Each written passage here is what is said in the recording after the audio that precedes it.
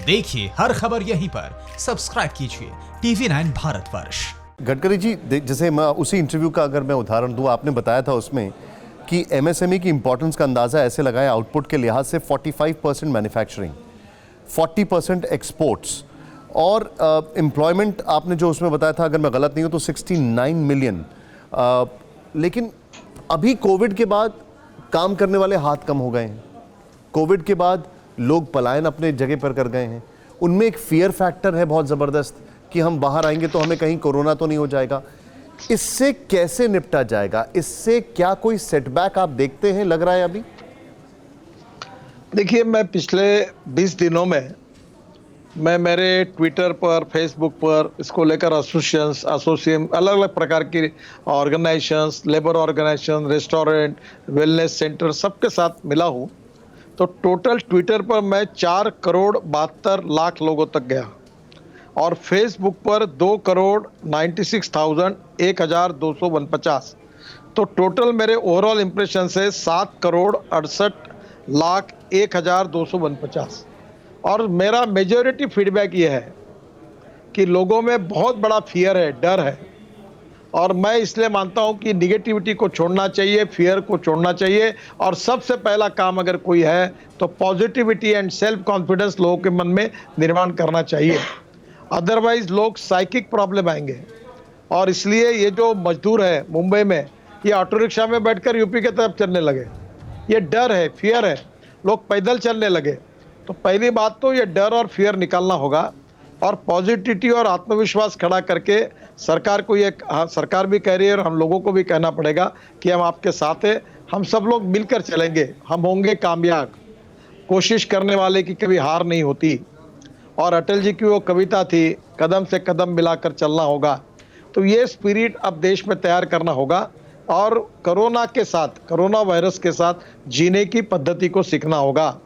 Art of living with corona virus. और उसमें धीरे धीरे हम हमारे लाइफ को हमको रेगुलराइज भी करना पड़ेगा।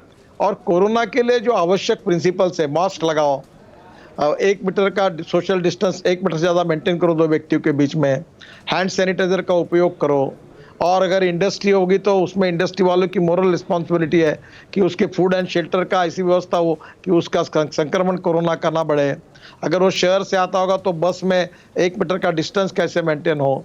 और अगर हम लोग बाजार में जाते हैं तो लाइन लगाकर 5 लोग 1-1 मीटर से खड़े रहे दुकान के सामने, सब्जी के दुकान के सामने। तो ये धीरे धीरे हमको इस प्रकार का सीखना होगा, लेकिन क्योंकि ये हमारे हाथ में नहीं है। आपको क्या शॉर्ट टर्म में इसका इम्पैक्ट दिखता है हर सेक्टर पर? शॉर्ट टर्म यानी 6 मंथ्स, 1 ईयर, आपको लगता है इसका इम्पैक्ट रहेगा?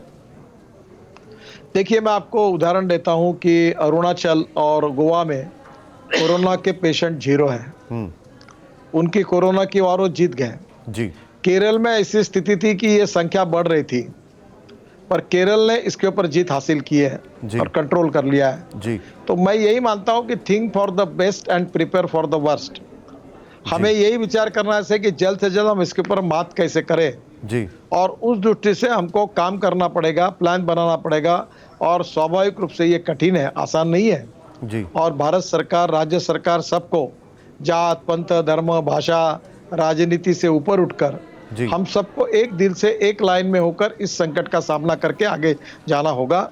और इसमें मीडिया का भी रोल बहुत इंपॉर्टेंट है। पॉजिटिविटी और आत्मविश्वास लोगों के मन में निर्माण करने में आपका भी सहयोग लगेगा। सबके सहयोग से हम इस पे मात कर पाएंगे। सर, एक चीज मैं जानना चाहूंगा, क्योंकि आपने 2 बहुत अच्छे एग्जाम्पल दिए। एक जगह जो बहुत एरिया ऑफ कंसर्न है और जो मतलब अगर कहा जाए आपका होम टर्फ है, मैं बात कर रहा हूँ मुंबई की, मैं बात कर रहा हूँ महाराष्ट्र की, जो कि एक नया एपिसेंटर बनता जा रहा है और बहुत स्ट्राइकिंग सिमिलैरिटीज हैं। न्यूयॉर्क और मुंबई दोनों को तुलना हमेशा एक ही तरीके से की जाती है और कोरोना में भी दोनों में स्ट्राइकिंग सिमिलैरिटीज दिख रही हैं। What went wrong? कहाँ गड़बड़ हो रही है वहां पर सर? देखो, मुंबई ये देश का कमर्शियल कैपिटल है, मुंबई ये इंटरनेशनल एयरपोर्ट है और स्वाभाविक रूप से दुनिया से लोग जाते आते रहते हैं। और दूसरी बात, इसका राजनीतिक अर्थ मत निकालिए, और निजामुद्दीन के घटना के बाद बड़े प्रमाण पर लोग मुंबई आए थे। अब ये सब ओवरऑल इसका एक इफेक्ट हो गया है कि मुंबई में कोरोना अनेक बस्तियों में, स्लम्स में घुसा है वर्ली के स्लम में घुसा है, धारावी में घुसा है, अब धीरे धीरे अनेक जगह पर गया है। पुणे की भी हालत अच्छी नहीं है, फिर मुंबई की तुलना में ठीक है पर काफ़ी बिगड़ी हुई है। और इसलिए मुझे लगता है कि अब इस परिस्थिति को कंट्रोल करने के लिए जो मैंने आपको बातें बताई उसका उपयोग में लाकर जो पेशेंट है उनको आइडेंटिफाई करना, क्योंकि हमारे पास कोई अभी वैक्सीन तो नहीं है, ना कोई डिटेक्शन करने की कोई इमीडिएट सिस्टम है। पहले बार ये संकट आया है, तो स्वाभाविक रूप से वैक्सीन आता है तो हम पूरा वैक्सीन ले लेंगे, सेफ हो जाएंगे। तो जल्दी ही आने की संभावना है। तब तक हमको बहुत हिम्मत के साथ इसके साथ हमको कैसे सुलझाना, आगे जाना होगा। पर मुझे लगता है कि जो जिनका डिटेक्शन हुआ है वो डिटेक्शन होना चाहिए और उन्हें तुरंत ट्रीटमेंट लेनी चाहिए। और काम करने वाले लोगों ने पीपी किट और ये इसका चिंतन करना चाहिए ताकि इसका संक्रमण न हो और धीरे धीरे हम इसके संकट को कम करते आगे जाए। तो यही उसका उपाय है। मुंबई वालों ने हिम्मत के साथ इसका सामना करना चाहिए। भारत सरकार, हम सब लोग उनके साथ है और सब लोग मिलकर जो प्रयास करेंगे निश्चित रूप से इस संकट पर हम बात करेंगे, हम जीतेंगे, ऐसा मुझे लगता है। परवाह देश की, सोमवार से शुक्रवार रात 10 बजे TV9 भारतवर्ष पर।